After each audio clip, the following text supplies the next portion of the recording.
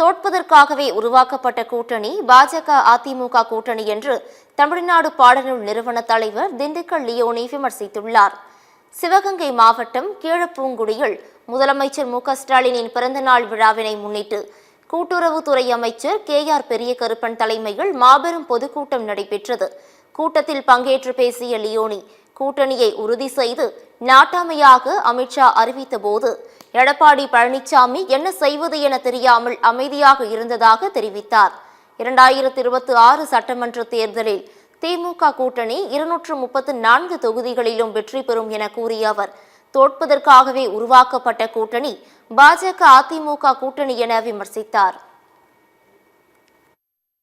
பிஜேபியோட கூட்டணி சேர்ந்து அமித்ஷாங்கிற நாட்டாம நடுவில் உட்கார்ந்து இந்த பக்கம் அண்ணாமலை இந்த பக்கம் எடப்பாடி கூட்டணி உறுதியாயிருச்சுன்னு அமித்ஷா அறிவிக்கிறாரு. எடப்பாடி பழனிசாமி இப்படியே முடிக்கிறாரு. எனக்கு ஒண்ணுமே தெரியாது ஐயா, எதுக்கே அப்படி அறிவிக்கிறாரு. இப்படி தோற்க போவதற்கென்றே உருவாக்கப்பட்ட கூட்டணி அதிமுக பாஜக கூட்டணி 2026 234 தொகுதியில் வெற்றி பெறப் போவது திராவிட முன்னேற்ற கழகத்தின் கூட்டணி.